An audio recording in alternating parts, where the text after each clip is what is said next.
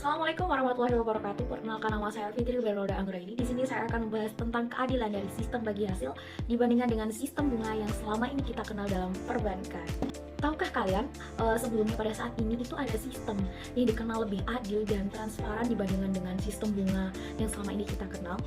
Ya, jawabannya adalah sistem bagi hasil. Nah, pada sistem bagi hasil, keuntungan yang diperoleh dari risiko suatu usaha itu dibagi secara merata dan adil atas porsi yang sudah disepakati di awal akad.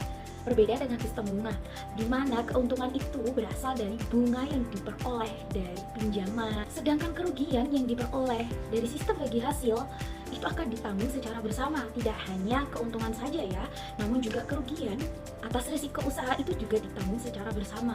Berbeda dengan sistem bunga, di mana kerugian yang menanggung hanyalah satu pihak, yaitu satu pihak yang meminjam dana.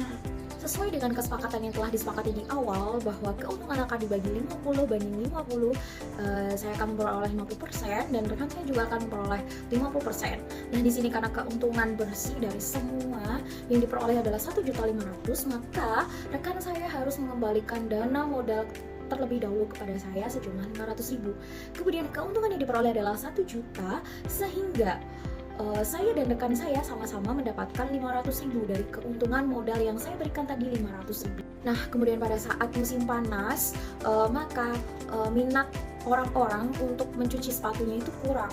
Karena kan sepatunya tidak mudah kotor, mungkin hanya berdebu saja itu bahkan bisa dilap sendiri, sehingga menurunkan omset pada usaha kami, usaha saya dan rekan saya, sehingga omset yang kami dapat itu hampir tidak menyentuh 300.000 untuk per bulannya. Dan kebetulan rekan saya yang mengelola itu sedang sibuk untuk mengerjakan skripsi, jadi sudah hampir tidak ada waktu lagi untuk mengelola, sehingga usaha kita itu akhirnya rugi. Dan disitulah kerugian itu maka kita akan tanggung bersama, karena memang sudah disepakati bila mana terjadi rugi atau tidak ada jalan keluar karena rekan saya sudah sibuk dengan skripsinya dan cuaca juga tidak menentukan, maka kerugian akan kami tanggung secara bersama. Berbeda pada sistem bunga, bila mana kalian sedang mengalami kerugian, maka kalian akan tetap membayar bunga. Jika uang yang kalian pinjam itu belum lunas, kalian akan tetap harus membayar bunga. Mereka tidak akan mau tahu bagaimana Anda mengelola resiko, sehingga resiko Anda itu baik merugi ataupun untung, dia tidak akan mau tahu.